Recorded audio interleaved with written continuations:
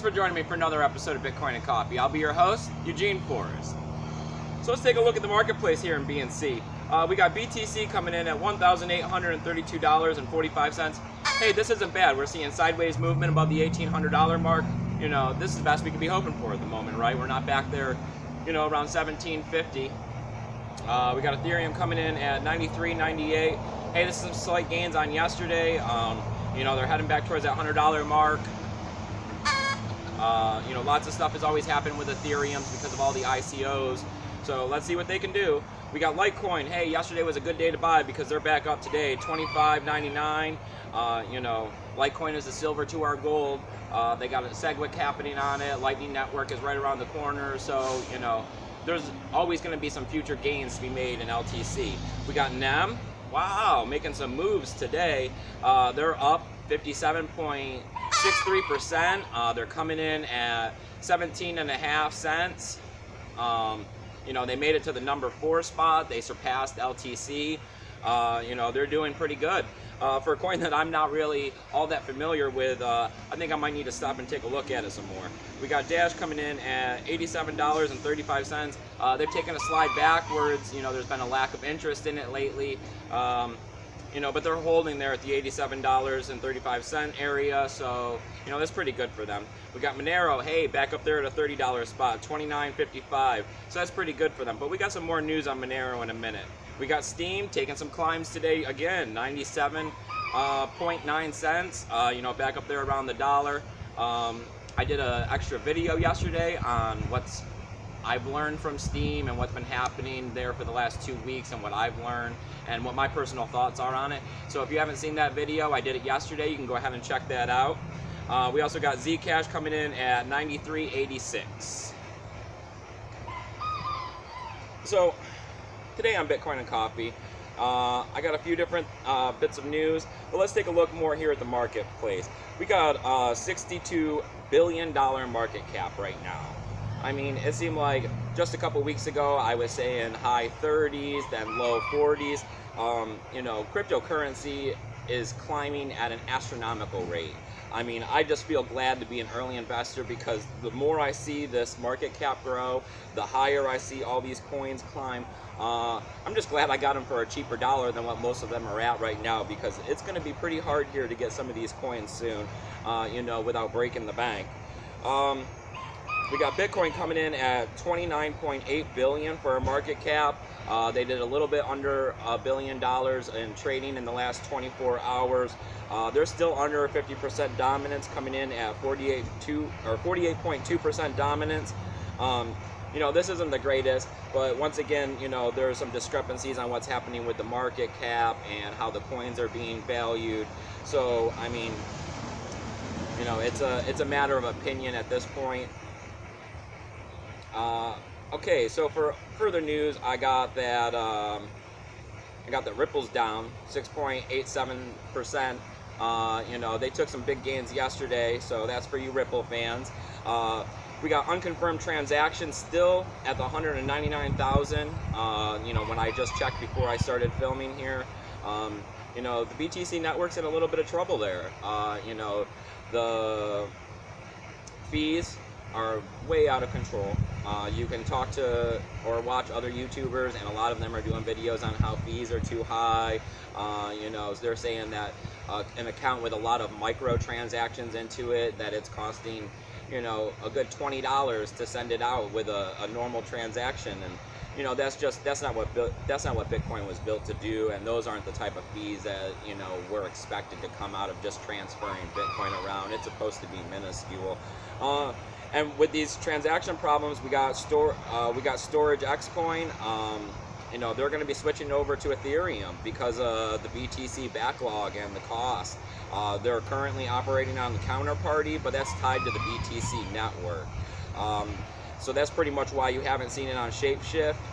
And I guess they're going to be doing another ICO in about 24 hours from now. Storage is it's data storage. I guess they're looking to improve and be able to have data storage that'll stream directly to online. You know, it could be big. I'm not one to suggest to buy into ICOs though. We got a Norwegian bank that's pairing with Coinbase. This is some fascinating news here. This is very convenient for them. They're taking, the Norwegian bank is taking their online banking and taking Coinbase and meshing them together in a situation where you'll go to your online banking and Coinbase will be right there with you, so that you'll be able to transfer money from your bank account into Bitcoin, Ethereum, and Litecoin. And they'll make money off the transaction fees. They skirt the know your customer laws and make everything very easy, because the two are together. If they have your bank account information, they know who you are, they know your address, they got all that information. So it's going to be super easy. I mean, hopefully this will increase adoption in Norway. This is something that we would like to see happening in more countries, so that we can see increased adoption where banks aren't fighting Bitcoin, but they're finding a way to work along with it. Because eventually the ultimate goal of Bitcoin is to take over these banks and to stop the scrutiny that they're putting on us, and how they're disenfranchising a lot of people across the world who they're considering not to be credit worthy or capable of having a bank account because they're not the right skin color, religion, race, sex. So next piece of news is that there's a Monero worm out there. It's similar to the WannaCry ransom situation. They're saying that this could potentially be even bigger than the WannaCry thing. What it's doing is, it's a worm, it's getting on your computer, it's slowing up your computer by using your CPU power, and it's pretty much it's mining Monero and sending the money back to the hacker. So it's just using your computer without your knowledge to make somebody else some money. That's why you gotta update your systems. You gotta whenever you're out on the internet, you gotta take all the precautions. You gotta be safe, because I mean, in this day and age, information and technology is key. So there are hackers and bad people out there everywhere that are trying to access every port of data that they can get their hands on, because they don't know if you're just Joe Schmo sitting at home looking at Facebook watching porn, or if you're a multi-million-dollar company man at home who's accessing private financial records. So they're just trying to get in and see where they can go and what they can find. So always update your systems. Always use a hard wallet for your Bitcoin.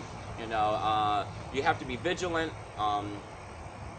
because security and safety is your responsibility, and no one's going to do it for you.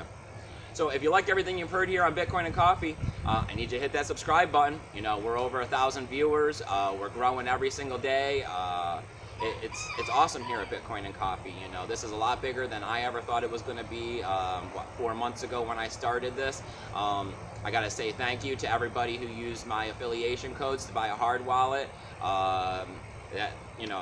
It's a great way to help me out here at Bitcoin and Coffee. The links are below for that. I mean, everybody who has more than one Bitcoin should have a private vault. That's the best way to keep your Bitcoin safe. If you can't afford one, paper wallets are just as good. Just don't keep your money on an exchange. Everything that's happening at Poloniex, it's getting very risky out there with that exchange, and some of the other ones, Kraken is having a few problems as well. I also have affiliate links below to get you some free BTCs, doggies, Litecoins. I got all kinds of links below to help you navigate these cryptocurrency waters. I got information down there if you're new to Steemit and you're trying to figure it out. I'm over 400 followers over there, so if you're on Steemit, make sure you go over there and upvote my post. That's a great way to help me out here at Bitcoin and Coffee too. I have donational address down there if you like what you're viewing. And remember, people, the biggest tool I got down there and the service that I'm providing, it's absolutely free, is my email address. It's eugeneforrest20@gmail.com. Shoot me an email, ask me a question. I'm not here to give investment advice. I'm not here to help you break the law in any way. I'm not here to give you tax advice. I'm here for new people. I'm here for people who are just into cryptocurrency, trying to figure it out, how to store your coins, where do I get the best wallet, just the very basic stuff, just getting out there and wanting to know about exchanges, wallets, all that stuff that goes along with cryptocurrency when you're out there. What is scams, what is not scams, what's safe, what's not safe. And you know, it's no big deal. My phone jingles, I get your email, I just voice text you back. I do it all day long. I receive quite a few emails every day. So, you know, take advantage of the free service when you can. Remember, people, keep your Bitcoin safe.